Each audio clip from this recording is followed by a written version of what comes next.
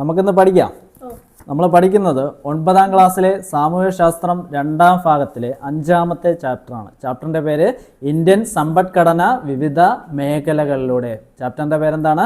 Indian സമ്പദ്ഘടന വിവിധ മേഖലകളിലൂടെ. Okay, ഇതുമായി ബന്ധപ്പെട്ട 2 പ്രീവിയസ് ക്വസ്റ്റ്യൻസ് ഞാൻ ഓർമ്മിപ്പിക്കാം. ഒന്ന്, ഒരു രാജ്യത്തിന്റെ സാമ്പത്തിക അതിർത്തിയിൽ പെടുന്നത് ഏതൊക്കെയാണെന്നും പറഞ്ഞ് ചോദിച്ചിട്ടുണ്ട്. അത് നമ്മുടെ ഈ ടെക്സ്റ്റിനകത്ത് കോളത്തിലുണ്ട്.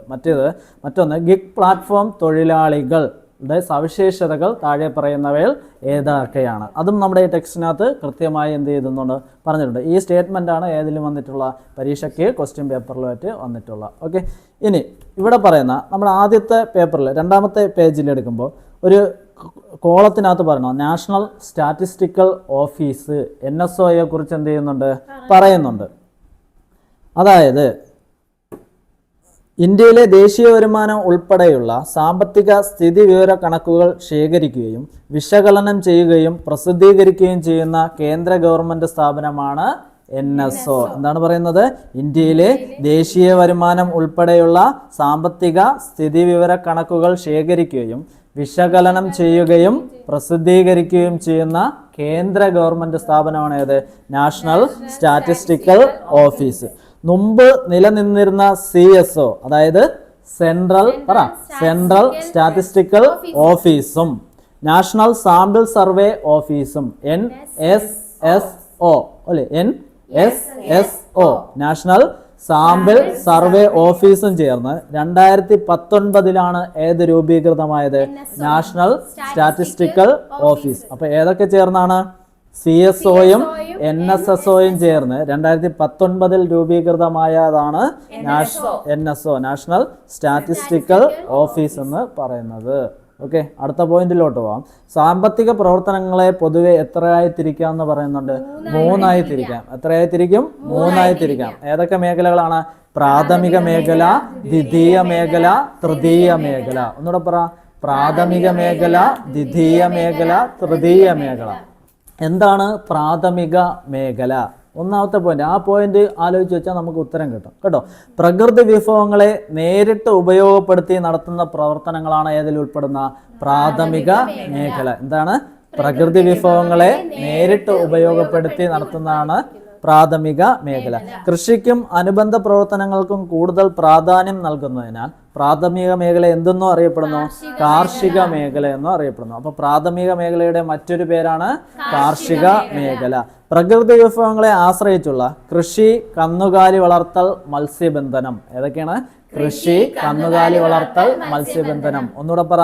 കൃഷി, കന്നുകാലി വളർത്തൽ, മത്സ്യബന്ധനം. നമ്മൾ നേരത്തെ ഒരു പോയിന്റ് പറഞ്ഞില്ലേ, പ്രകൃതി വിഭവങ്ങളെ നേരിട്ട് ഉപയോഗപ്പെടുത്തി, അതിൽ നിന്ന് വരുന്നതാണ്.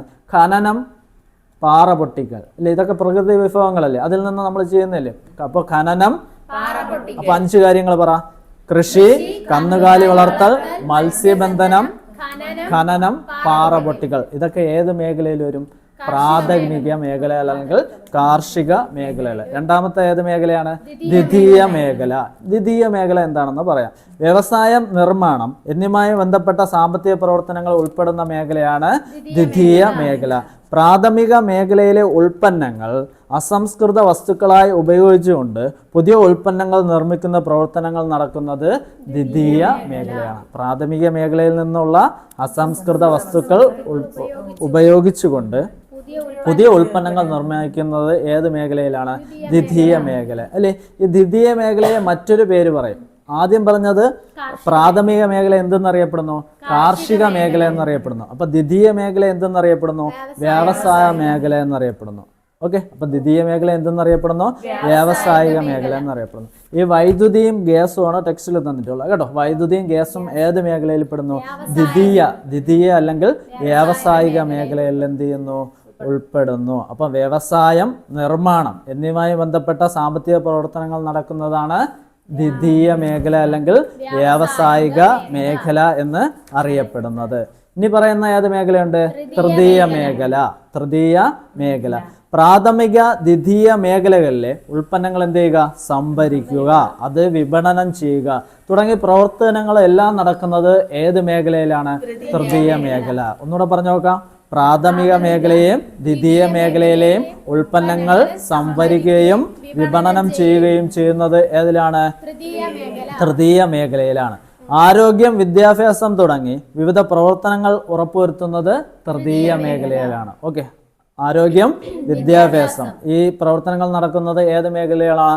തൃതീയ മേഖല അല്ലെ? ഇതൊക്കെ ഒരു സേവനമല്ലേ? സേവനം ഒന്ന് കണ്ടുകൂടെ? അപ്പൊ ഈ സേവനങ്ങൾ അതുകൊണ്ട് തന്നെ തൃതീയ മേഖല എന്തെന്നറിയപ്പെടുന്നു? സേവന മേഖല എന്ന് അറിയപ്പെടുന്നു. ഓക്കെ, ഈ ഗതാഗതം, വാർത്താവിനിമയം, വ്യാപാരവും വാണിജ്യവും ഏതൊക്കെയാണ്? ഗതാഗതം, വാർത്താവിനിമയം, വ്യാപാരവും വാണിജ്യവും. ഒന്നുകൂടെ പറ. ഗതാഗതം, വാർത്താവിനിമയം, വ്യാപാരവും വാണിജ്യവും ഇതൊക്കെ ഏതിൽ ഉൾപ്പെടും? തൃതീയ മേഖലയിൽ ഉൾപ്പെടും. അപ്പൊ ഏതൊക്കെ മേഖലകളാണെന്ന് പറഞ്ഞാൽ പ്രാഥമിക മേഖല, ദ്വിതീയ മേഖല, തൃതീയ മേഖല. എന്താണ് പ്രാഥമിക മേഖല? പ്രകൃതി വിഭവങ്ങളെ ഉപയോഗപ്പെടുത്തിക്കൊണ്ട് അല്ലെ? ഏതൊക്കെ പറയാതില്? കൃഷി, കന്നുകാലി വളർത്തൽ, മത്സ്യബന്ധനം, ഖനനം, പാറ പൊട്ടിക്കൽ അല്ലെ? ദ്വിതീയ മേഖലകളെന്ന് വെച്ചാൽ എന്താ? വ്യവസായവും നിർമ്മാണവും എന്നിവയുമായി ബന്ധപ്പെട്ട് നടക്കുന്നതാണ് ദ്വിതീയ മേഖല. അതിന് ഉദാഹരണങ്ങൾ പറ. വൈദ്യുതി, ഗ്യാസ്. ഏതാണ്? വൈദ്യുതി, ഗ്യാസ്. ഈ ദ്വിതീയ മേഖലയുടെ വേറൊരു പേരാണ് വ്യാവസായിക മേഖല. ഇനി അടുത്ത് പറഞ്ഞത് തൃതീയ മേഖല. ഈ പ്രാഥമിക മേഖലയിൽ നിന്നും ദ്വിതീയ മേഖലയിൽ നിന്നും ഉൽപ്പാദിപ്പിക്കുന്ന ഉൽപ്പന്നങ്ങൾ എന്ത് ചെയ്യുക? സംഭരിക്കുകയും വിപണനം ചെയ്യുകയും എവിടെ നടക്കുന്നു?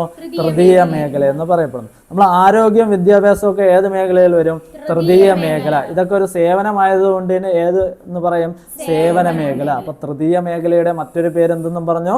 സേവന മേഖല അല്ലെ? ഉദാഹരണങ്ങൾ ഏതൊക്കെയാ പറയാം? ആരോഗ്യം, വിദ്യാഭ്യാസം, ഗതാഗതം, വാർത്താവിനിമയം, വ്യാപാരവും വാണിജ്യവും. ഒന്നുകൂടെ പറഞ്ഞു നോക്കിയേ. ഗതാഗതം, വാർത്താവിനിമയം, വ്യാപാരവും വാണിജ്യവും, പിന്നെ ആരോഗ്യം, വിദ്യാഭ്യാസം ഇതൊക്കെ എല്ലാം തൃതീയ മേഖലയിൽ ഉൾപ്പെടുന്നതാണ്. ഓക്കേണാ? ഇനി അടുത്ത് ഒരു രാജ്യത്തിന്റെ വാർഷിക വരുമാനം എന്തെന്നാണ് പറഞ്ഞിട്ടുള്ളത്? ഒരു രാജ്യത്തിന്റെ വാർഷിക വരുമാനം ഒരു രാജ്യത്തിന് വിവിധ സാമ്പത്തിക പ്രവർത്തനങ്ങളിൽ നിന്നും ലഭിക്കുന്ന ഒരു വർഷത്തെ ആകെ വരുമാനത്തെ ആ രാജ്യത്തിന്റെ വാർഷിക വരുമാനം എന്ന് അറിയപ്പെടുന്നു. പറഞ്ഞു നോക്കാം. ഒരു രാജ്യത്തിന് വിവിധ സാമ്പത്തിക പ്രവർത്തനങ്ങളിൽ നിന്ന് ലഭിക്കുന്ന ഒരു വർഷത്തെ ആകെ വരുമാനത്തെ ആ രാജ്യത്തിന്റെ വാർഷിക വരുമാനം എന്ന് അറിയപ്പെടുന്നു. വാർഷിക വരുമാനം ഇംഗ്ലീഷിൽ എങ്ങനെ പറയും? National income. എങ്ങനെ അറിയപ്പെടും? National income. ഒന്ന് ഡിഫൈൻ ചെയ്തേ. ഒരു രാജ്യത്തിന് വിവിധ പ്രവർത്തനങ്ങളിൽ നിന്നും ലഭിക്കുന്ന ഒരു വർഷത്തെ ആകെ വരുമാനത്തെ ആ രാജ്യത്തിന്റെ വാർഷിക വരുമാനം എന്ന് പറയുന്നു. ഓക്കെ, വാർഷിക വരുമാനം. ഇനി പറയുന്നത് ദേശീയ വരുമാനമാണ്. മറ്റെന്താ പറഞ്ഞേ? വാർഷിക വരുമാനം. ഇനി ദേശീയ വരുമാനം എന്താണെന്ന് നോക്കാം. ഒരു രാജ്യത്ത് ഒരു സാമ്പത്തിക വർഷം ഉൽപ്പാദിപ്പിക്കുന്ന എല്ലാ അന്തിമ സാധനങ്ങളുടെ തിരിഞ്ഞു പോയല്ലേ? അതിന്റെ ഇടയിൽ ദേശീയ വരുമാനം ഒന്ന് കയറി വന്നല്ലേ? അത് നമ്മൾ പുസ്തകത്തില് ടെക്സ്റ്റില് ഹെഡിങ്ങിൽ എന്താ കൊടുത്തിരിക്കുന്നത്? ദേശീയ വരുമാനം, നാഷണൽ ഇൻകം. അതിന്റെ അടിയിലാണ് ഏത് കൊടുത്തിരിക്കുന്നത്? വാർഷിക വരുമാനം. അപ്പൊ വാർഷിക വരുമാനം ഡിഫൈൻ ചെയ്തത് എന്ത് തന്നെയാണ്? കറക്റ്റ് തന്നെയാണ്. ഓക്കെ, അടുത്ത് പറയുന്ന ദേശീയ വരുമാനം എന്താണെന്നാണ് പറയുന്നത്. ശ്രദ്ധിച്ചോ. ഒരു രാജ്യത്ത് ഒരു സാമ്പത്തിക വർഷം ഉൽപ്പാദിപ്പിക്കുന്ന എല്ലാ അന്തിമ സാധനങ്ങളുടെയും സേവനങ്ങളുടെയും പണമൂല്യമാണ് ആ രാജ്യത്തിന്റെ ദേശീയ വരുമാനം, നാഷണൽ ഇൻകം എന്ന് പറയുന്നത്. ഒരു രാജ്യത്ത് ഒരു സാമ്പത്തിക വർഷം ഉൽപ്പാദിപ്പിക്കുന്ന എല്ലാ അന്തിമ സാധനങ്ങളുടെയും സേവനങ്ങളുടെയും പണമൂല്യമാണ് എന്ത്? ദേശീയ വരുമാനം. ഒന്ന് ഡിഫൈൻ ചെയ്ത് പറഞ്ഞു നോക്കിയേ. ഒരു രാജ്യത്ത് ഒരു സാമ്പത്തിക വർഷം ഉൽപ്പാദിപ്പിക്കുന്ന എല്ലാ അന്തിമ സാധനങ്ങളുടെയും സേവനങ്ങളുടെയും പണമൂല്യമാണ് നമ്മുടെ രാജ്യത്തെ ദേശീയ വരുമാനം എന്ന് അറിയപ്പെടുന്നത്. ഓക്കേണല്ലോ? അപ്പൊ ഈ നമ്മുടെ സാമ്പത്തിക വർഷം എന്നാണ്? ഏപ്രിൽ 1 മുതൽ മാർച്ച് 31 വരെയാണ് ഇന്ത്യയുടെ സാമ്പത്തിക വർഷമായി കണക്കാക്കുന്നത്. ഓക്കെ, ഇനി ദേശീയ വരുമാനം കണക്കാക്കുന്നതിന്റെ പ്രാധാന്യം എന്തെന്ന് പറഞ്ഞിട്ട് ഒരു 6 പോയിന്റുകൾ നമ്മുടെ ടെക്സ്റ്റിൽ കൊടുത്തിട്ടുണ്ട്. ഓക്കെ, ദേശീയ വരുമാനം കണക്കാക്കുന്നതിന്റെ പ്രാധാന്യം. ഒന്നാമത്തെ പ്രാധാന്യം, രാജ്യത്തിന്റെ സാമ്പത്തിക വളർച്ച മനസ്സിലാക്കുന്നതിന് എന്ത് വേണം? ദേശീയ വരുമാനം കണക്കാക്കണം. ഒന്നാമത്തെ പോയിന്റ് എന്താണ്? രാജ്യത്തിന്റെ സാമ്പത്തിക വളർച്ച മനസ്സിലാക്കുന്നതിന്. 2, വിവിധ മേഖലകളുടെ സംഭാവന വിലയിരുത്തുന്നതിന് അല്ലെ? വിവിധ മേഖലകളുടെ സംഭാവന വിലയിരുത്തും. ഓരോ മേഖലയിൽ നിന്നും എത്രയൊക്കെ കിട്ടിയെന്ന് അറിയാൻ വേണ്ടി വിവിധ മേഖലകളുടെ സംഭാവന വിലയിരുത്തുന്നതിന്. അടുത്ത പോയിന്റ്, പദ്ധതികൾ ആസൂത്രണം ചെയ്യുന്നതിനും നടപ്പിലാക്കുന്നതിനും സർക്കാരിനെ സഹായിക്കുന്നത്. എന്താണ്? പദ്ധതികൾ ആസൂത്രണം ചെയ്യുന്നതിനും നടപ്പിലാക്കുന്നതിനും സർക്കാരിനെ സഹായിക്കുന്നു. അപ്പൊ 3 പോയിന്റ് ഒന്നുകൂടെ പറഞ്ഞു നോക്കാം. രാജ്യത്തിന്റെ സാമ്പത്തിക വളർച്ച മനസ്സിലാക്കുന്നതിന്, വിവിധ മേഖലകളുടെ സംഭാവന വിലയിരുത്തുന്നതിന്, പദ്ധതികൾ ആസൂത്രണം ചെയ്യുന്നതിനും നടപ്പിലാക്കുന്നതിനും സർക്കാരിനെ സഹായിക്കുന്നത്. അടുത്ത് രാജ്യങ്ങളുടെ സാമ്പത്തിക സ്ഥിതി താരതമ്യം ചെയ്യുന്നതിന്. ഇപ്പൊ ഇന്ത്യയുടെ സാമ്പത്തിക സ്ഥിതി എത്രയാണ്, പാകിസ്ഥാന്റെ സാമ്പത്തിക സ്ഥിതി എത്രയാണ്, ഇതൊക്കെ ദേശീയ വരുമാനം കണക്കാക്കുന്നതുകൊണ്ടാണ് എന്ത് ചെയ്യുന്ന താരതമ്യം ചെയ്യാൻ പറ്റുന്നത്. അപ്പൊ രാജ്യങ്ങളുടെ സാമ്പത്തിക സ്ഥിതി താരതമ്യം ചെയ്യുന്നതിന്. ഇനി രാജ്യത്തെ ജനങ്ങളുടെ വിവിധ തരത്തിലുള്ള നിക്ഷേപങ്ങളും ചെലവുകളും മനസ്സിലാക്കുന്നതിന്. എന്താണ്? രാജ്യത്തിലെ ജനങ്ങളുടെ വിവിധ തരത്തിലുള്ള നിക്ഷേപങ്ങളും ചെലവുകളും മനസ്സിലാക്കുന്നതിന്. അവസാന പോയിന്റ്, സമ്പദ് വ്യവസ്ഥയുടെ ശക്തിയും ബലഹീനതയും മനസ്സിലാക്കുന്ന. ഏത് ഭാഗത്താണ് ശക്തിയുള്ളതും ഏത് ഭാഗത്താണ് ബലഹീനത എന്നുള്ള മനസ്സിലാക്കുന്നതിനും എന്ത് കണക്കാക്കണം? ദേശീയ വരുമാനം കണക്കാക്കണം. അല്ലേ? 6 പോയിന്റ് പറഞ്ഞു. ഒന്നുകൂടെ പറഞ്ഞു നോക്കാം. രാജ്യത്തിന്റെ സാമ്പത്തിക വളർച്ച മനസ്സിലാക്കുന്നതിന്, വിവിധ മേഖലകളുടെ സംഭാവന വിലയിരുത്തുന്നതിന്, പദ്ധതികൾ ആസൂത്രണം ചെയ്യുന്നതിനും നടപ്പിലാക്കുന്നതിനും സർക്കാരിനെ സഹായിക്കുന്നതിന്, രാജ്യങ്ങളുടെ സാമ്പത്തിക സ്ഥിതി താരതമ്യം ചെയ്യുന്നതിന്, രാജ്യത്തെ ജനങ്ങളുടെ വിവിധ തരത്തിലുള്ള നിക്ഷേപങ്ങളും ചെലവുകളും മനസ്സിലാക്കുന്നതിന്, സമ്പദ് വ്യവസ്ഥയുടെ ശക്തിയും ബലഹീനതയും മനസ്സിലാക്കുന്നതിന്. ഓക്കെയാണ് ഇത്രയും കാര്യങ്ങൾ. അടുത്തതിലോട്ട് പോവാം. ദേശീയ വരുമാനം കണക്കാക്കുന്ന രീതികളാണ് പറയുന്നത്. ദേശീയ വരുമാനം കണക്കാക്കുന്ന രീതികൾ. എത്ര രീതിയിൽ? 3 രീതിയിൽ കണക്കാക്കാം. ഒന്ന്, ഉൽപ്പന്ന നികുതി. ഉൽപ്പന്ന രീതി. എന്താണ്? ഉൽപ്പന്ന രീതി. ഇംഗ്ലീഷിൽ എങ്ങനെ പറയാം? Product method. എന്താണ്? Product method. 2, വരുമാന രീതി, ഇൻകം മെത്തേഡ്. അപ്പോൾ ഉൽപ്പന്ന രീതി, വരുമാന രീതി. 3ാമത്തെ എന്താണ്? ചെലവ് രീതി. ചെലവ് രീതി എങ്ങനെ പറയാം? Expenditure method. Product method, income method, expenditure method. മലയാളത്തിൽ പറഞ്ഞു നോക്കിയേ. ഉൽപ്പന്ന രീതി, വരുമാന രീതി, ചെലവ് രീതി. ഈ ഉൽപ്പന്ന രീതി എന്താണെന്ന് നോക്കാം. ഈ ഉൽപ്പന്ന രീതി കേൾക്കുമ്പോൾ തന്നെ മനസ്സിലാവും എന്തുമായിട്ട് ബന്ധപ്പെട്ട? ഉൽപ്പന്നങ്ങളുമായി ബന്ധപ്പെട്ട. അല്ലേ? ഇങ്ങനെയാണ് പറഞ്ഞിരിക്കുന്നത്. ഒരു സാമ്പത്തിക വർഷത്തിൽ പ്രാഥമിക, ദ്വിതീയ, തൃതീയ മേഖലകളിൽ ഉൽപ്പാദിപ്പിക്കപ്പെടുന്ന സാധനങ്ങളുടെയും സേവനങ്ങളുടെയും മൊത്തം പണമൂല്യത്തെ അടിസ്ഥാനമാക്കി വരുമാനം കണക്കാക്കുന്ന രീതിയാണ് ഉൽപ്പന്ന രീതി. ഉൽപ്പന്നങ്ങളെ കുറിച്ചാണ് പറയുന്നത്. ഉൽപ്പന്ന രീതി ഏതൊക്കെയാണ്? പ്രാഥമിക, ദ്വിതീയ, തൃതീയ. ഒന്നുകൂടെ പറഞ്ഞു നോക്കിയേ. പ്രാഥമിക, ദ്വിതീയ, തൃതീയ മേഖലയിൽ ഉൽപ്പാദിപ്പിക്കുന്ന സാധനങ്ങളുടെയും സേവനങ്ങളുടെയും ആകെ പണമൂല്യത്തെ അടിസ്ഥാനമാക്കിയാണ് എന്ത് കണക്കാക്കുന്നത്? ഉൽപ്പന്ന രീതി കണക്കാക്കുന്നത്. അല്ലേ? ഇവിടെ ഉൽപ്പന്നങ്ങളെ X1, X2, X3 എന്നൊക്കെ കണക്കാക്കിയാൽ നാഷണൽ ഇൻകം NI കണക്കാക്കുന്നത് X1 plus X2 plus X3 plus ഇങ്ങനെ പോയിട്ട് XN വരെ എത്ര സാധനം ഉണ്ടോ അതുവരെ എന്ത് ചെയ്യും? കൂട്ടണം. അപ്പം ഈ ഉൽപ്പന്ന രീതിയിൽ ദേശീയ വരുമാനം കണക്കാക്കുന്നത് X1 plus X2 plus X3 plus ഇങ്ങനെ പോയിട്ട് XN വരെ കണക്കാക്കും. ക്ലിയർ ആണോ? അടുത്ത 2ാമത്തെ രീതിയാണ് ഏത്? വരുമാന രീതി. ഏതാണ്? വരുമാന രീതി. വരുമാനം. അല്ലേ? ഒരു സാമ്പത്തിക വർഷത്തിൽ ഉൽപാദന ഘടകങ്ങളായ ഭൂമി, തൊഴിൽ, മൂലധനം, സംഘാടനം. ഏതാണ്?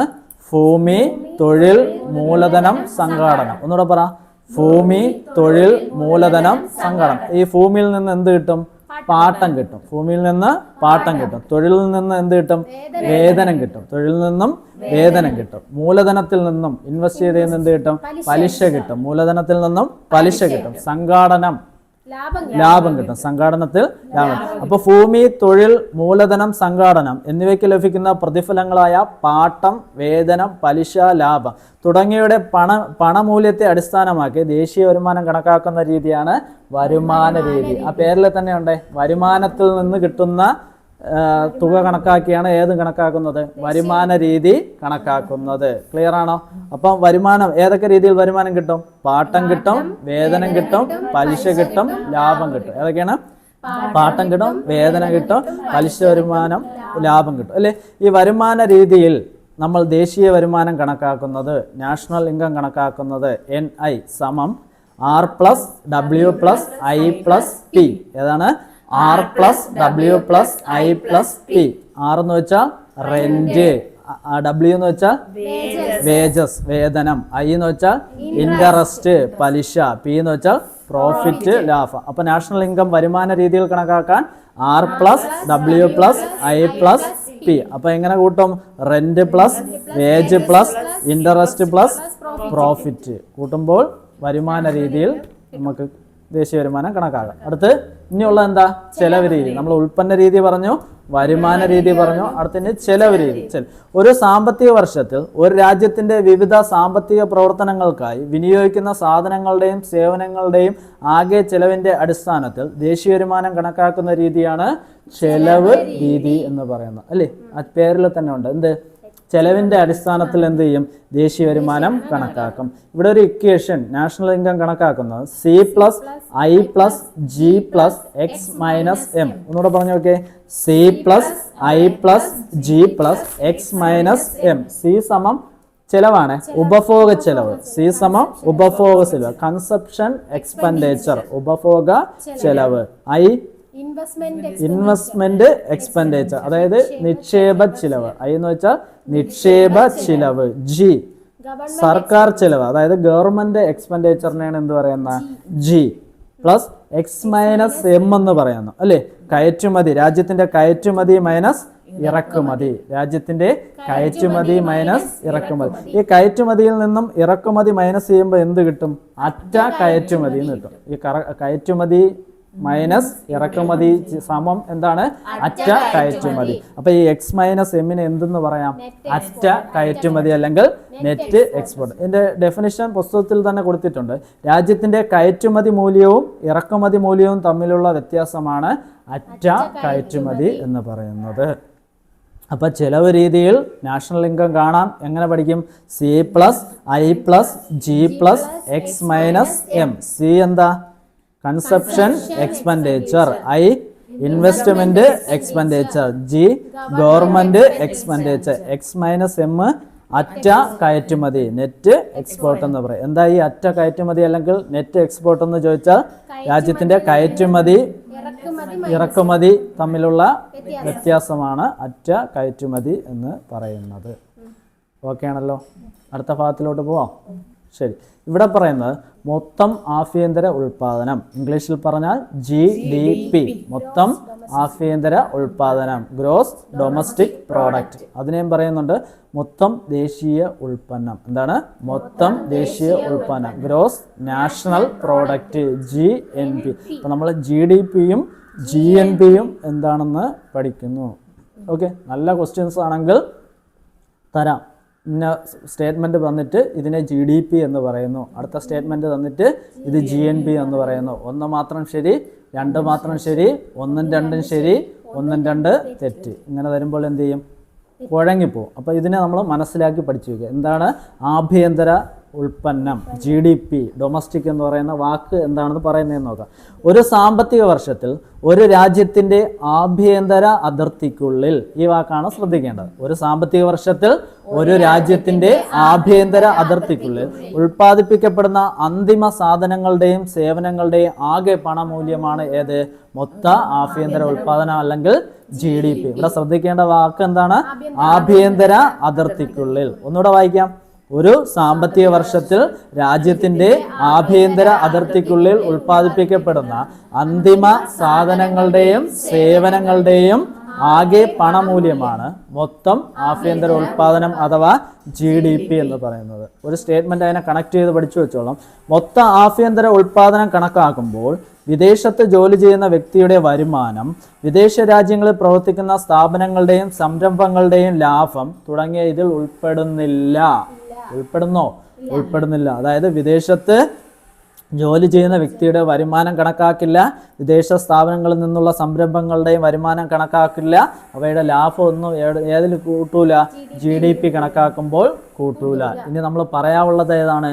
GNP, ഗ്രോസ് നാഷണൽ പ്രോഡക്റ്റ്, മൊത്ത ദേശീയ ഉൽപ്പന്നം. അതെന്താണെന്നാണ് നോക്കണം. ഒരു സാമ്പത്തിക വർഷം രാജ്യത്തെ നിവാസികൾ സ്വദേശത്തും വിദേശത്തുമായി ഉൽപ്പാദിപ്പിക്കുന്ന എല്ലാ അന്തിമ സാധനങ്ങളുടെയും സേവനങ്ങളുടെയും ആകെ മൂല്യമാണ് മൊത്തം ദേശീയ ഉൽപ്പാദനം അഥവാ GNP എന്ന് പറയുന്നത്. ഓക്കേണാ? ഒന്നുകൂടെ പറയാം. ഒരു സാമ്പത്തിക വർഷം രാജ്യത്തിലെ നിവാസികൾ സ്വദേശത്തും വിദേശത്തുമായി ഉൽപ്പാദിപ്പിക്കുന്ന എല്ലാ അന്തിമ സാധനങ്ങളുടെയും സേവനങ്ങളുടെയും ആകെ മൂല്യം ഇത് മൊത്തം ദേശീയ ഉൽപ്പാദനം GNP കണക്കാക്കുമ്പോൾ നമ്മൾ വിദേശത്ത് ഉള്ള എല്ലാം കൂടി എന്ത് ചെയ്യും കണക്കാക്കും. മറ്റേ GDP കണക്കാക്കുമ്പോൾ ആഭ്യന്തരത്തിനകത്ത് അല്ലെ, രാജ്യത്തിനകത്ത് അല്ലേ. അതായത് അതിൽ ഒരു സ്റ്റേറ്റ്മെന്റിൽ തന്നെ പറഞ്ഞിട്ടുണ്ട് എന്തെന്ന്, പുറത്തുനിന്നുള്ള ഒന്നും പരിഗണിക്കുന്നതല്ല എന്ന് പറഞ്ഞിട്ടുണ്ട്. ഓക്കെ, ഇവിടെ ഒരു കോളത്തിനകത്തൊരു സാധനമുണ്ട്, അതാണ് ഞാൻ നേരത്തെ പറഞ്ഞു കൊടുത്തത്. ഒരു രാജ്യത്തിൻ്റെ സാമ്പത്തിക അതിർത്തിയിൽ പെടുന്നത് ഏതൊക്കെയാണെന്ന് പറയാം. ഓക്കെ, ഒന്ന് വ്യോമ അതിർത്തിയും ജല അതിർത്തിയും. ഏതൊക്കെയാണ്? വ്യോമ അതിർത്തിയും ജല അതിർത്തിയും. രണ്ട്, ഇതാണ് പലരെയും കുഴക്കിയ ചോദ്യം. സ്റ്റേറ്റ്മെന്റ് ഇതായിരുന്നു, ചോദ്യമുള്ള സ്റ്റേറ്റ്മെന്റ് ഇതായിരുന്നു. മറ്റൊരു രാജ്യത്ത് സ്ഥിതി ചെയ്യുന്ന രാജ്യത്തിൻ്റെ എംബസികളും ഹൈക്കമ്മീഷണറും. മറ്റൊരു രാജ്യത്ത് സ്ഥിതി ചെയ്യുന്ന രാജ്യത്തിന്റെ എംബസികളും ഹൈക്കമ്മീഷൻ. ഇപ്പം ബ്രിട്ടനിലെ ഇന്ത്യയിലെ ഒരു ഹൈക്കമ്മീഷണറായിട്ട് സ്ഥിതി ചെയ്യുന്നു. അത് ആരുടെ സാമ്പത്തിക അതിർത്തിയിൽ പെടുന്നതാണ്? ഇന്ത്യയുടെ സാമ്പത്തിക അതിർത്തിയിൽ പെടുന്നതാണ്. ക്ലിയർ ആണോ? ഇനി ഇന്ത്യക്കകത്ത് ബ്രിട്ടന്റെ ഒരു ഹൈക്കമ്മീഷണറായിട്ട് സ്ഥിതി ചെയ്യുന്നു. അത് ഇന്ത്യയുടെ സാമ്പത്തിക അതിർത്തിയിൽ പെടുമോ? ഇല്ല. അത് ആരുടെ സാമ്പത്തിക അതിർത്തിയിൽ പെടുന്നതാണ്? ബ്രിട്ടന്റെ സാമ്പത്തിക അതിർത്തി. അപ്പൊ രണ്ട്, നമ്മുടെ രാജ്യത്തിന്റെ സാമ്പത്തിക അതിർത്തിയിൽ പെടുന്നത് ഏതൊക്കെയാണെന്നാണ് പറയുന്നത്. ഒന്ന് വ്യോമ അതിർത്തിയും ജല അതിർത്തിയും. രണ്ട്, മറ്റൊരു രാജ്യത്ത് സ്ഥിതി ചെയ്യുന്ന രാജ്യത്തിന്റെ എംബസികളും ഹൈക്കമ്മീഷണറും. മൂന്നാമത്തെ പോയിന്റ് നോക്കിയോ, രാജ്യത്തിന്റെ പ്രത്യേക അവകാശമുള്ള മേഖലകൾ. രാജ്യത്തിന് പ്രത്യേക അവകാശമുള്ള മേഖലകൾ. മത്സ്യബന്ധനം നടത്തുന്നതിനോ കടലിന് അടിത്തട്ടിലുള്ള ഇന്ധനം, ധാതുക്കൾ ഇവ ശേഖരിക്കുന്നതിനോ അവകാശമുള്ള സമുദ്രഭാഗം. അതായത് ഇന്ത്യക്ക് ഒരു സമുദ്ര അതിർത്തി ഉണ്ടായിരിക്കും. അവിടെ മത്സ്യബന്ധനം നടത്താൻ പറ്റുമോ? അവിടെ നിന്ന് ഇന്ധനം ശേഖരിക്കാൻ പറ്റുമോ? അവിടെ നിന്ന് ധാതുക്കൾ ശേഖരിക്കാൻ പറ്റുമോ? ഇത് ആലോചിച്ചാൽ മതി. ഇതൊക്കെ നമ്മുടെ രാജ്യത്തിന്റെ സാമ്പത്തിക അതിർത്തിയിൽ പെടുന്നതാണ്. അടുത്തത്, കസ്റ്റംസ് നിയന്ത്രണത്തിന് കീഴിലുള്ള ഓഫ്ഷോർ സംരംഭങ്ങൾ നടത്തുന്ന ഫ്രീ സോണുകൾ. എന്താണ്? കസ്റ്റംസ് നിയന്ത്രണത്തിന് കീഴിലുള്ള ഓഫ്ഷോർ സംരംഭങ്ങൾ നടത്തുന്ന ഫ്രീ സോണുകൾ. ഇത് എനിക്ക് തോന്നുന്നത് ഓഫ്ഷോർ സംരംഭങ്ങൾ എന്ന് വെച്ചാൽ നമ്മുടെ ഇവിടെ ബിസിനസ്സുകാരൊക്കെ ഉണ്ടല്ലോ, ബിസിനസ്സുകാരെ പല രാജ്യങ്ങളിലായിട്ടാണ് എന്ത് ചെയ്തിരിക്കുന്നത്, ആ ബിസിനസ് ചെയ്യാൻ ലാഭത്തിനും അവിടെ എന്ത് ചെയ്യാം, കുറഞ്ഞ പൈസയ്ക്ക് സാധനം ഉൽപ്പാദിപ്പിക്കാൻ പറ്റും. അങ്ങനെയുള്ള സ്ഥലങ്ങളിൽ ചെയ്യുന്നതാണെന്നാണ് എൻ്റെ ഒരു നിഗമനം. ഓഫ്ഷോർ സംരംഭങ്ങൾ നടത്തുന്ന ഫ്രീ സോണുകൾ, അതായത് കസ്റ്റംസ് നിയന്ത്രണത്തിന് കീഴിലുള്ള ഓഫ്ഷോർ സംരംഭങ്ങൾ തുടങ്ങുന്ന ഫ്രീ സോണുകൾ, നമ്മളെ പോർട്ടുമായിട്ട് ബന്ധപ്പെട്ട സാധനങ്ങളെന്നാണ് എനിക്ക് തോന്നുന്നത്. ഓക്കെ, അപ്പോൾ ഇത്രയും സാധനങ്ങൾ എന്താണ്, ഒരു രാജ്യത്തിൻ്റെ സാമ്പത്തിക അതിർത്തിയിൽ ഉൾപ്പെടുന്നതാണ്. ഓക്കെ, ഏതൊക്കെയാണെന്നൊന്നുകൂടെ നോക്കാം. വ്യോമാതിർത്തിയും ജല അതിർത്തിയും. ഇനി മറ്റൊരു രാജ്യത്ത് സ്ഥിതി ചെയ്യുന്ന രാജ്യത്തിന്റെ എംബസികളും ഹൈക്കമ്മീഷണറും. ഒരു രാജ്യത്തിന്റെ പ്രത്യേക അവകാശമുള്ള മത്സ്യബന്ധനത്തിനും ഇന്ധനം നിറയ്ക്കുന്നതിനും ഇന്ധനം എടുക്കുന്നതിനും ധാതുക്കൾ എടുക്കുന്നതിനൊക്കെ അവകാശമുള്ള സമുദ്ര ഭാഗം. പിന്നെ കസ്റ്റം നിയന്ത്രണത്തിനുള്ള ഓഫ്ഷോർ സംരംഭങ്ങൾ നടത്തുന്ന ഫ്രീ സോണുകളും നമ്മുടെ രാജ്യത്തിന്റെ സാമ്പത്തിക അതിർത്തിയിൽ പെടുന്നതാണ്. ഇനി എന്നാൽ ഇന്ത്യക്കകത്തുള്ള മറ്റു രാജ്യങ്ങളുടെ എംബസികളും ഹൈക്കമ്മീഷണറും നമ്മുടെ സാമ്പത്തിക അതിർത്തിയിൽ പെടുന്നതല്ല. അതാണ് ഞാൻ നേരത്തെ പറഞ്ഞ കാര്യം. ഓക്കെ ആണോ അത്രയും കാര്യം? അടുത്തൊരു മേഖലയിലോട്ട് പോവാം. ശരി, അടുത്ത അറ്റ ദേശീയ ഉൽപ്പന്നം എന്താണെന്നാണ് പറയുന്നത്. അറ്റ ദേശീയ, നമ്മൾ നേരത്തെ പറഞ്ഞില്ലേ മൊത്ത ദേശീയ ഉൽപ്പന്നം അല്ലേ, മൊത്ത ദേശീയ ഉൽപ്പന്നം എന്താ? GNP. ഒരു രാജ്യത്തില് സാമ്പത്തിക വർഷം ഒരു രാജ്യത്തെ നിവാസികൾ സ്വദേശത്തും വിദേശത്തും ഉൽപ്പാദിപ്പിക്കുന്ന എല്ലാ അന്തിമ സാധനങ്ങളുടെയും സേവനങ്ങളുടെയും ആകെ മൂല്യമാണ് മൊത്ത ദേശീയ ഉൽപ്പന്നം എന്ന് പറയുന്നത്. ഓക്കെ, ഇപ്പൊ നമ്മളൊരു സാധനം റെന്റ് ചെയ്യണം, ഒരു ബൈക്ക് വാങ്ങി, കുറച്ച് നാൾ ഓടുമ്പോൾ എന്ത് ചെയ്യും, അത് തേയ്മാനങ്ങൾ സംഭവിക്കും, പണിയാവും. അപ്പോൾ അതിന് നമുക്കൊരു മെയിൻ്റനൻസ് കോസ്റ്റ് ഉണ്ടാവും അല്ലേ. 50,000 രൂപയ്ക്ക് ഒരു ബൈക്ക് വാങ്ങി, നമ്മൾ അത് ഉപയോഗിച്ചു, ഒരു വർഷം ഉപയോഗിച്ചു, നമുക്ക് എത്ര രൂപയുടെ പണിയായി? 5,000 രൂപയുടെ പണിയായെന്ന് വെച്ചു. അപ്പോൾ 50,000-ൽ നിന്നും 45,000 രൂപ കുറയ്ക്കുമ്പോൾ എത്ര കിട്ടും? 45,000. ഈ 45,000 അറ്റ ദേശീയ ഉൽപ്പന്നം. അതായത് മൊത്ത ദേശീയ ഉൽപ്പന്നത്തിൽ നിന്നും തേയ്മാന ചെലവ് കുറച്ചാൽ അറ്റ ദേശീയ ഉൽപ്പന്നം, നെറ്റ് അല്ലേ, നെറ്റ് ദേശീയ ഉൽപ്പന്നം എന്നറിയപ്പെടുന്നു. ക്ലിയർ ആണല്ലോ? ഈ അറ്റ ഒന്ന് വാക്ക് നോക്കുമ്പോൾ ചേർന്ന മുഴുവൻ സാധനത്തിൽ നിന്നും കുറയ്ക്കാം. നമ്മൾ നേരത്തെ പറഞ്ഞ അറ്റ കയറ്റുമതി അല്ലേ, എന്താ അറ്റ കയറ്റുമതി? അതിന്റെ മൂല്യം വ്യത്യാസം, എക്സ്പോർട്ടിന്റെ മൂല്യം ഇമ്പോർട്ടിന്റെ മൂല്യം വ്യത്യാസം ചെയ്യുമ്പോഴാണ് അറ്റ കയറ്റുമതി നമുക്ക് എന്ത് ചെയ്യുന്നത്, കിട്ടുന്നത്. അപ്പോൾ അറ്റ ദേശീയ ഉൽപ്പാദനം എന്ന് വെച്ചാൽ മൊറ്റ ദേശീയ ഉൽപ്പാദനത്തിൽ നിന്നും തേയ്മാന ചെലവ് കുറയ്ക്കുമ്പോൾ അറ്റ ദേശീയ ഉൽപാദനം നമുക്ക് എന്ത് ചെയ്യുന്നു, കിട്ടുന്നു. ഓക്കേണ? അടുത്ത സിമ്പിളാണ് പ്രതിശീർഷ വരുമാനം അല്ലേ. നമുക്കറിയാം അല്ലേ, ആകെ ദേശീയ വരുമാനത്തിൽ നിന്നും ആകെ ജനസംഖ്യ കൊണ്ട് ഡിവൈഡ് ചെയ്യുമ്പോഴാണ് എന്ത് കിട്ടുന്ന പെർ ക്യാപിറ്റ ഇൻകം, ഒരു വ്യക്തിക്ക് എത്ര രൂപ കിട്ടുന്നു എന്ന് അറിയണം. പ്രതിശീർഷ വരുമാനം പെർ ക്യാപിറ്റ ഇൻകം PCI സമം ദേശീയ വരുമാനം, അതായത് national income divide by total population. ഇതിലും ഇനി പറയേണ്ട കാര്യമല്ലല്ലോ. ഇനി ദേശീയ വരുമാനം കണക്ക് കൂട്ടുന്നതിലെ പരിമിതികളുണ്ട് അല്ലേ, അതും ടെക്സ്റ്റിൽ പോയിന്റ് ആയിട്ട് കൊടുത്തിട്ടുണ്ട് കേട്ടോ. 2, 4, 5 പോയിന്റായിട്ട് കൊടുത്തിട്ടുണ്ട്. ദേശീയ വരുമാനം കണക്ക് കൂട്ടുന്നതിൽ കുറേ പരിമിതികളുണ്ട്. എന്തൊക്കെയാണെന്ന് നോക്കാം. കൃത്യമായ സ്ഥിതിവിവര കണക്കുകളുടെ അഭാവം. എന്താണ് കൃത്യമായ സ്ഥിതിവിവര കണക്കുകളുടെ അഭാവം? കൃത്യമായ എല്ലാ വിവരങ്ങളും എന്ത് ചെയ്യണമെന്നില്ല, കിട്ടുന്നില്ല അല്ലേ. ഇനി സാധനങ്ങളുടെ പണമൂല്യം ഒന്നിൽ കൂടുതൽ ഉൽപാദന ഘട്ടങ്ങളിൽ രേഖപ്പെടുത്തുവാൻ സാധ്യത.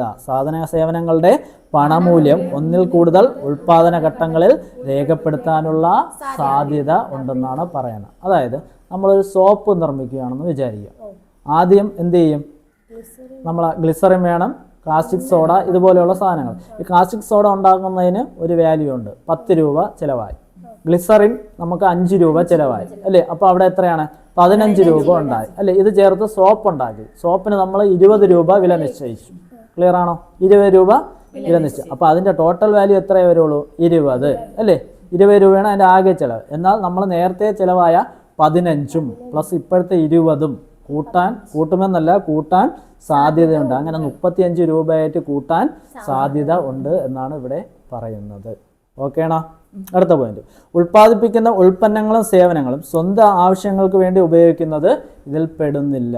അതായത് അത് ദേശീയ വരുമാനത്തിൽ എന്ത് ചെയ്യില്ല, പലപ്പോഴും കണക്ക് കൂട്ടാൻ പറ്റുന്നില്ല. നമ്മൾ 10 സോപ്പ് ഉണ്ടാക്കി, 2 സോപ്പ് വീട്ടിൽ കുളിക്കാൻ വേണ്ടി ഉപയോഗിച്ചു അല്ലേ. ആരാധിക്കുന്നതിൻ്റെ ആവശ്യമില്ല, എന്നാലും 2 സോപ്പ് എന്ത് ചെയ്യും, നമ്മൾ വീട്ടിലെ ആവശ്യങ്ങൾക്ക് ഉപയോഗിച്ചു. ബാക്കി 8ൻ്റെ കണക്ക് എന്ത് ചെയ്യുള്ളൂ, നമ്മൾ കൂട്ടുള്ളൂ. 2 പ്രൊഡക്ഷൻ്റെ കണക്ക് എന്ത് ചെയ്യൂല, കൂട്ടത്തില്ല. അതും എന്താണ്, ഒരു പരിമിതി ആണെന്ന് പറയാം. ഇനി വിപണിയിൽ വില നിശ്ചയിക്കപ്പെടാത്ത സാധനങ്ങളും സേവനങ്ങളും സാധാരണയായി ദേശീയ വരുമാനത്തിൽ കൂട്ടുന്നില്ല. വിപണിയിൽ വില നിശ്ചയിക്കപ്പെടാത്ത സാധനങ്ങളും സേവനങ്ങളും അതെന്ത് ചെയ്യും, സാധാരണ ദേശീയ വരുമാനത്തിൽ ഉൾപ്പെടുന്നത്. വില നിശ്ചയിച്ചിട്ടില്ല, നമ്മൾ പറഞ്ഞ മൊത്തം പണമൂല്യം എന്ന് പറഞ്ഞല്ലേ. അപ്പം പണമൂല്യം നിശ്ചയിക്കാത്തതുകൊണ്ട് തന്നെ എന്ത് ചെയ്യാൻ പറ്റില്ല, ദേശീയ വരുമാനത്തിൽ കണക്കാക്കാൻ പറ്റില്ല എന്ന്. ഇനി ഗാർഹിക ജോലി ദേശീയ വരുമാനത്തിൽ കണക്കാക്കപ്പെടുന്നില്ല. നിങ്ങൾ വീട്ടുജോലി ചെയ്യുന്നു ഇല്ലേ, നിങ്ങളെ വീട്ടിലൊരു സേവനമാണ്, ആ സേവനത്തിൻ്റെ കണക്ക് കൂട്ടാൻ പറ്റൂല. സേവനത്തിൻ്റെ കണക്ക് എന്ത് ചെയ്യുന്നില്ല, ദേശീയ വരുമാനത്തിൽ കണക്കൂട്ടൊന്നും വരുന്നില്ല. അതാണ് ഗാർഹിക ജോലി ദേശീയ വരുമാനത്തിൽ എന്ത് ചെയ്യുന്നില്ല, കണക്കാക്കപ്പെടുന്നില്ല. അപ്പോൾ നമ്മൾ പറയുന്ന ഏത് പോയിന്റാണ്, ദേശീയ വരുമാനം കണക്ക് കൂട്ടുന്നതിലെ പരിമിതികൾ. സ്റ്റേറ്റ്മെന്റുകൾ ഒന്നുകൂടെ നോക്കാം. കൃത്യമായ സ്ഥിതിവിവര കണക്കുകളുടെ അഭാവം, സാധനങ്ങളുടെയും സേവനങ്ങളുടെയും പണമൂല്യം ഒന്നിൽ കൂടുതൽ തവണ ഉൽപാദന ഘട്ടങ്ങളിൽ രേഖപ്പെടുത്താനുള്ള സാധ്യത ഉണ്ടെന്നാണ് പറയുന്നത്. ഉൽപ്പാദിപ്പിക്കുന്ന ഉൽപ്പന്നങ്ങളും സേവനങ്ങളും സ്വന്തം ആവശ്യങ്ങൾക്ക് വേണ്ടി ഉപയോഗിക്കുന്നത് എന്ത് ചെയ്യുന്നില്ല, ഇതിൽ ഉൾപ്പെടുന്നില്ല. വിപണിയിൽ വില നിശ്ചയിക്കപ്പെടാത്ത സാധനങ്ങളും സേവനങ്ങളും സാധാരണയായി ദേശീയ വരുമാനത്തിൽ ഉൾപ്പെടുന്നില്ല. ഗാർഹിക ജോലി ദേശീയ വരുമാനത്തിൽ എന്ത് ചെയ്യുന്നില്ല, കണക്കാക്കപ്പെടുന്നില്ല എന്ന് പറഞ്ഞു. ഇനി നമുക്ക് ശകലം ബുദ്ധിമുട്ടുള്ള ഒരു കാര്യവും കൂടെ പറഞ്ഞു, പിന്നെ അങ്ങോട്ട് എളുപ്പമുള്ള കാര്യങ്ങളാണ് നോക്കാം. മൊത്തം വർദ്ധിത മൂല്യമാണ് പറയുന്നത്. മൊത്ത വർദ്ധിത മൂല്യം, ഗ്രോസ് വാല്യൂ ആഡഡ്. GVA. എന്താണ് GVA? നമ്മൾ നോക്കിയോ, നേരത്തെ പറഞ്ഞു മൊത്തം ഉൽപ്പന്ന മൂല്യം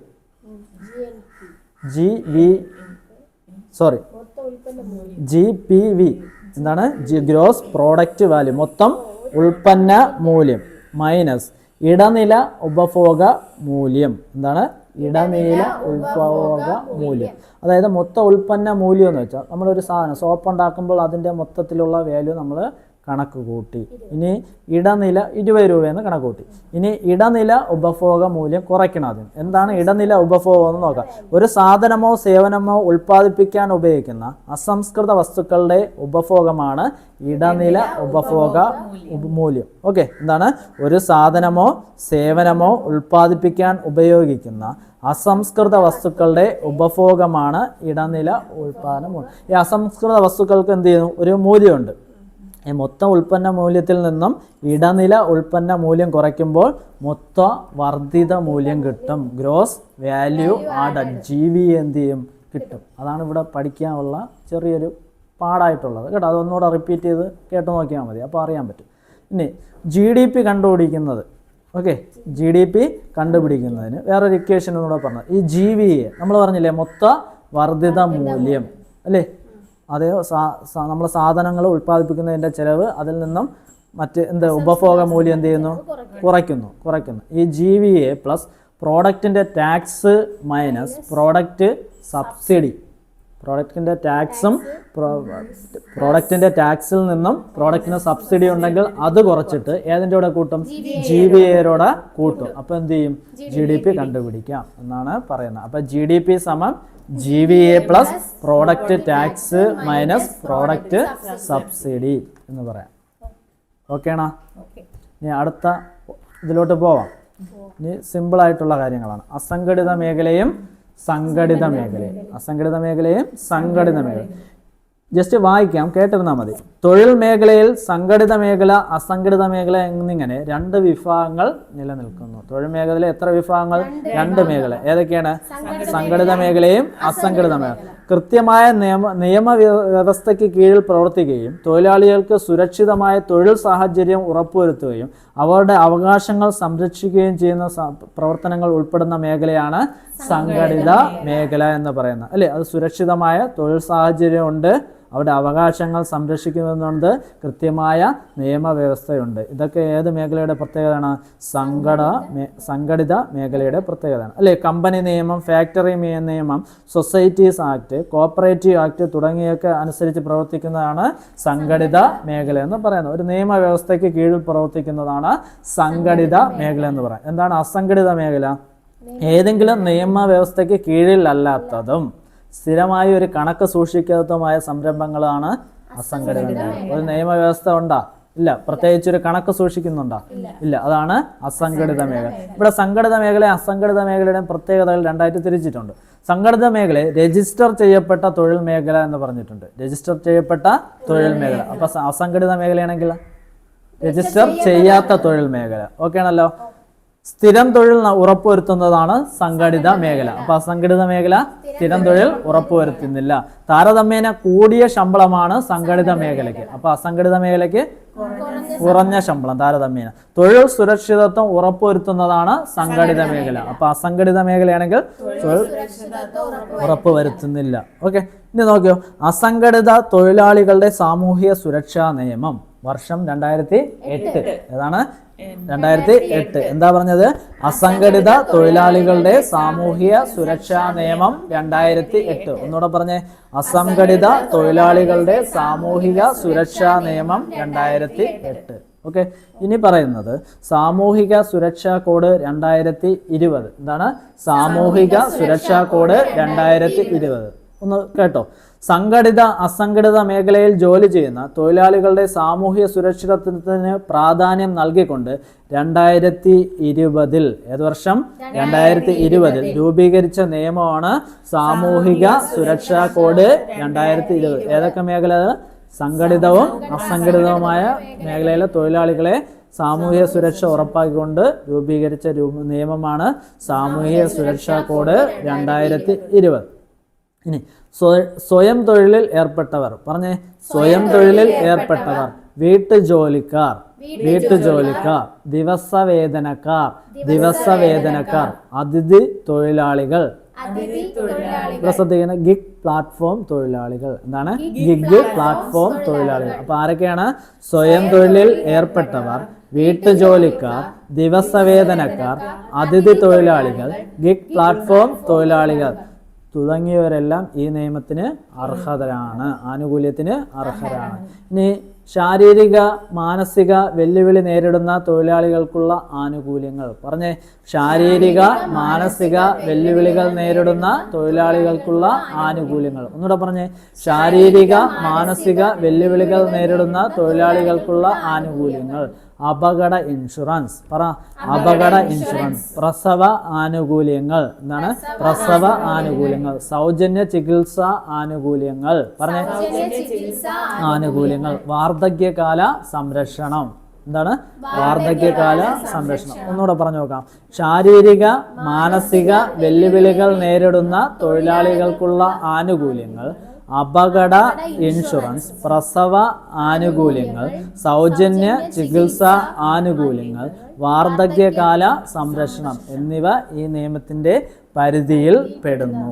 ഓക്കെ, ഇനിയാണ് മറ്റേ പ്രീവിയസ് ക്വസ്റ്റ്യൻ ഞാൻ ആദ്യം തുടക്കത്തിൽ പറഞ്ഞ ഗിഗ് പ്ലാറ്റ്ഫോം തൊഴിലാളികൾ.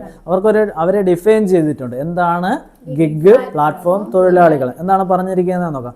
പരമ്പരാഗത തൊഴിലുടമകൾ തൊഴിലാളി ബന്ധങ്ങൾക്ക് പുറത്തുള്ള ഒരു തൊഴിൽ ക്രമീകരണത്തിൽ പങ്കെടുക്കുകയും അത്തരം പ്രവർത്തനങ്ങളിൽ നിന്ന് സമ്പാദിക്കുകയും ചെയ്യുന്ന വ്യക്തികളാണ് ആര്? ഗിഗ് പ്ലാറ്റ്ഫോം തൊഴിലാളികൾ. ഈ ടെക്സ്റ്റിൽ ഒരു പടം കൊടുത്തിട്ടുണ്ട്, ഒരു ഡെലിവറി ബോയിയുടെ പടമാണ്. ഓക്കെ, ഇനി അത് വെച്ചിട്ട് നമുക്ക് ഈ സെന്റൻസ് ഒന്നുകൂടെ വായിക്കാം. എങ്ങനെ പറയുന്നു? പരമ്പരാഗത തൊഴിലുടമ തൊഴിലാളി ബന്ധങ്ങൾക്ക് പുറത്ത്, പരമ്പരാഗതമായുള്ള തൊഴിലുടമ ബന്ധങ്ങൾക്ക് പുറത്ത് ഒരു തൊഴിൽ ക്രമീകരണത്തിൽ പങ്കെടുക്കുകയും, അല്ലെ, ഒരു തൊഴിൽ ക്രമീകരണമാണ് അവിടെ ഉള്ള പങ്കെടുക്കുകയും അത്തരം പ്രവർത്തനങ്ങളിൽ നിന്ന് വരുമാനം സമ്പാദിക്കുകയും ചെയ്യുന്ന വ്യക്തികളാണ് ഗിഗ് പ്ലാറ്റ്ഫോം തൊഴിലാളികൾ. പരീക്ഷയ്ക്ക് ചോദിച്ച് ഇവരുടെ സവിശേഷതകൾ ഉൾപ്പെടുന്നത് ഏതൊക്കെയെന്നാണ്. സവിശേഷതകൾ ടെക്സ്റ്റിൽ പറഞ്ഞിട്ടുള്ള നോക്കാം. ഒന്ന്, ഗിഗ് പ്ലാറ്റ്ഫോം തൊഴിലാളികൾക്ക് ആവശ്യാനുസരണം കമ്പനികളുമായി ഔപചാരിക കരാറുകളിൽ ഏർപ്പെടാൻ സാധിക്കുന്നു. അല്ലേ, നമ്മൾ നേരത്തെ പറഞ്ഞ ഡെലിവറി ബോയ് അല്ലേ, ഒന്നിൽ തന്നെ വേണ്ട, രാവിലെ സ്വിഗ്ഗിയിൽ ഓടാം, വൈകുന്നേരം ഊബറിൽ ഓടാം, അല്ലേ, ഇനി ഇതിനിടയ്ക്ക് സമയമുണ്ടെങ്കിൽ സൊമാറ്റോല ഏതെങ്കിലും ഒക്കെ ഓടാം. അപ്പം ഗിഗ് പ്ലാറ്റ്ഫോം തൊഴിലാളികൾക്ക് ആവശ്യാനുസരണം കമ്പനികളുമായി ഔപചാരിക കരാറിൽ എന്ത് ചെയ്യാൻ പറ്റും? ഏർപ്പെടാൻ സാധിക്കും. താൽക്കാലികവും സമയബന്ധിതവുമായി പൂർത്തിയാക്കേണ്ട തൊഴിലുകളാണ് ഇവ. താൽക്കാലികവും സമയബന്ധിതവുമായി പൂർത്തിയാക്കേണ്ട തൊഴിലുകളാണ്. അല്ലേ, 6 മണിക്ക് എത്തേണ്ട ബസ് എത്ര മണിക്ക് എത്തണം? 6 മണിക്ക് എത്തണം, അല്ലെങ്കിൽ 6:05 എത്തണം, അല്ലേ. അപ്പോൾ അതാണ് പറയുന്നത്, താൽക്കാലികവും സമയബന്ധിതവുമായി പൂർത്തിയാക്കേണ്ട തൊഴിലുകളാണ്. ഒരേ സമയം ഒന്നിലധികം സ്ഥാപനങ്ങളിൽ ജോലി ചെയ്യാൻ സാധിക്കൂലേ? അല്ലേ, ഞാൻ പറഞ്ഞില്ല നേരത്തെ 2 ഡെലിവറി അല്ലെങ്കിൽ വേറെ രാവിലെ വണ്ടി ഓടാൻ പോകും, അല്ലേ, ഒരു കമ്പനി കയറുന്ന വണ്ടി ഓടാൻ പോകും. വണ്ടി ഓട്ടം ഇല്ലാത്തപ്പോൾ എവിടെ പോകും? സ്വിഗ്ഗിയിലോ ഊബറിലോ ഒക്കെ പോകും. അങ്ങനെ ഒരേ സമയം ഒന്നിലധികം സ്ഥാപനങ്ങളിൽ എന്ത് ചെയ്യാൻ പറ്റും? ജോലി ചെയ്യാൻ സാധിക്കും. സമയത്തിനും സന്ദർഭത്തിനും അനുസരിച്ച് ജോലി ചെയ്യാനുള്ള സ്വാതന്ത്ര്യം ലഭിക്കുന്നു. ഇല്ലേ, സമയത്തിനും സന്ദർഭത്തിനും അനുസരിച്ച് എന്ത് ചെയ്യാൻ പറ്റും? ജോലി ചെയ്യാൻ സാധിക്കും. താല്പര്യമുള്ള മേഖലകളിൽ ഇവർക്ക് കഴിവുകൾ പരീക്ഷിക്കാൻ അവസരം ലഭിക്കുന്നു. താല്പര്യമുള്ള മേഖലകളെ, അല്ലേ, നമ്മൾ 12 പിസേരെ പീസ് കൊണ്ടോ, അല്ലേ, എത്ര എണ്ണം കൊടുക്കും? 11 കൊടുക്കും. അതാണ് താല്പര്യമുള്ള മേഖലകളിൽ ഇവർക്ക് എന്ത് ചെയ്യാം? കഴിവുകൾ പരീക്ഷിക്കാൻ എന്ത് ചെയ്യും? അവസരം ലഭിക്കും. ഇനി ആരാണ് ഗിഗ് പ്ലാറ്റ്ഫോം തൊഴിലാളികൾ? ഏതൊക്കെ വിഭാഗങ്ങളാണെന്നും ഇവിടെ പറയുന്നുണ്ട്. ഒന്ന് ഫ്രീലാൻസർമാർ, അല്ലേ, ഫ്രീലാൻസർമാർ. ഇന്നലെ നമ്മൾ അഞ്ജലിയാണ് നമുക്ക് പറഞ്ഞു തന്നത് ഫ്രീലാൻസർമാർ എന്താണെന്ന്, അല്ലേ. എന്താണ് ഫ്രീലാൻസർമാർ? പത്രത്തിനൊക്കെ വേണ്ടിയിട്ട് അല്ലെങ്കിൽ ഒരു കമ്പനിക്ക് വേണ്ടിയിട്ട് ഇപ്പം മുമ്പ് കാലത്തെന്ന് പറഞ്ഞാൽ ആ സ്ഥലത്ത് പത്രപ്രവർത്തകർ പോയിട്ട് വേണം അവിടുത്തെ ന്യൂസൊക്കെ റിപ്പോർട്ട് ചെയ്യാം. ഇപ്പൊ ഫ്രീലാൻസർ ആയിട്ട് നമുക്ക് രജിസ്റ്റർ ചെയ്യാൻ പറ്റും. രജിസ്റ്റർ ചെയ്ത് കഴിഞ്ഞാൽ ആ സ്ഥലത്ത് എന്തെങ്കിലുമൊക്കെ പ്രശ്നങ്ങളോ ന്യൂസ് റിപ്പോർട്ട് ചെയ്യണമെന്നുള്ളപ്പോൾ നമ്മൾ അവരെ വിളിക്കും. നമ്മൾ ആ സ്പോട്ടിൽ പോയിട്ട് റിപ്പോർട്ട് ചെയ്യാം. അതായത് നമ്മൾ ഫ്രീലാൻസർമാരായിട്ട് നമ്മൾ രജിസ്റ്റർ ചെയ്തിരുന്ന മാറാൻ മതി. നമ്മളിപ്പോൾ എവിടെയാണ് ഉള്ളത്? അഫ്ഗാനിസ്ഥാനിലാണ് ഉള്ളത്. അഫ്ഗാനിസ്ഥാനിൽ നമ്മൾ ഒരു പ്രശ്നം നടക്കുകയാണ്. നമ്മൾ അവിടെ നിന്ന് എന്ത് ചെയ്യും? ഒരു ഉദാഹരണം, വാർത്ത വായിക്കുകയാണ്, അല്ലേ, വാർത്ത റിപ്പോർട്ട് ചെയ്യണം. അപ്പോൾ അതിനുള്ള വേതനം നമുക്ക് എന്ത് ചെയ്യാം? അവിടെ നിന്ന് കിട്ടാം. ഇതുപോലുള്ള സാഹചര്യമായ സംഭവങ്ങൾ വേറൊരു സ്ഥലത്തും ഉണ്ടാവുകയാണ്. നമുക്ക് അവിടെ നിന്ന് എന്ത് ചെയ്യാം? പലതും റിപ്പോർട്ട് ചെയ്യാൻ പറ്റും. അതാണ് ഫ്രീലാൻസർമാർ. പിന്നെ സ്വതന്ത്ര കോൺട്രാക്ടർ, പറയേണ്ട ആവശ്യമില്ലല്ലോ, സ്വതന്ത്ര കോൺട്രാക്ടർ. വിവിധ ഓൺലൈൻ ഭക്ഷ്യവിതരണ തൊഴിലാളികൾ നമ്മൾ പറഞ്ഞു, ഓൾറെഡി പറഞ്ഞു കഴിഞ്ഞു. പിന്നെ ഡ്രൈവർമാർ, അല്ലേ, ഡ്രൈവർമാർ. ഇവരൊക്കെ എന്താണ്? ഗിഗ് പ്ലാറ്റ്ഫോം തൊഴിലാളികൾ. അപ്പോൾ ആരൊക്കെയാണ്? ഫ്രീലാൻസർമാർ, സ്വതന്ത്ര കോൺട്രാക്ടർമാർ, വിവിധ ഓൺലൈൻ ഭക്ഷ്യവിതരണ തൊഴിലാളികൾ, ഡ്രൈവർമാർ. ഇവരൊക്കെ എന്താണ്? ഗിഗ് പ്ലാറ്റ്ഫോം തൊഴിലാളികൾ. അവസാനം ഒന്നുകൂടെ പറഞ്ഞു നോക്കാം. ഗിഗ് പ്ലാറ്റ്ഫോം തൊഴിലാളികളുടെ സവിശേഷതകൾ എന്താണെന്ന് നോക്കാം. പറഞ്ഞു നോക്കാം. ഗിഗ് പ്ലാറ്റ്ഫോം തൊഴിലാളികൾക്ക് ആവശ്യാനുസരണം കമ്പനികളുമായി എന്ത് ചെയ്യാം? ഔപചാരിക കരാറിൽ ഏർപ്പെടാൻ സാധിക്കും. താൽക്കാലികവും സമയബന്ധിതവുമായി പൂർത്തിയാക്കേണ്ട തൊഴിലുകളാണ് ഇവ. ഒരേ സമയം ഒന്നിലധികം സ്ഥാപനങ്ങളിൽ ജോലി ചെയ്യാൻ സാധിക്കുന്നു. സമയത്തിനും സന്ദർഭത്തിനും അനുസരിച്ച് ജോലി ചെയ്യാനുള്ള സ്വാതന്ത്ര്യം ലഭിക്കുന്നു. താല്പര്യമുള്ള മേഖലകളിൽ ഇവർക്ക് കഴിവുകൾ പരീക്ഷിക്കാൻ അവസരം എന്ത് ചെയ്യുന്നു? ലഭിക്കുന്നു. ഓക്കേണാ? ഇത്രയും കാര്യങ്ങൾ ഈ ചാപ്റ്റർ ക്ലിയർ അല്ലേ? അപ്പോൾ ഒരു ചാപ്റ്റർ നമ്മൾ കംപ്ലീറ്റ് ചെയ്തു. ഇനിയുള്ള പാഠങ്ങൾ ഇത്രയും പാടല്ല. ഇതിലാണ് കുറച്ച് ദേശീയ വരുമാനം അതൊക്കെ വന്നുകൊണ്ട് കുറച്ച് ടഫായിട്ട് വന്നത്. ഇനി സിമ്പിളായിട്ട് നമുക്ക് പോകാം. ഓക്കെ, നിർത്താം ഈ ക്ലാസ്.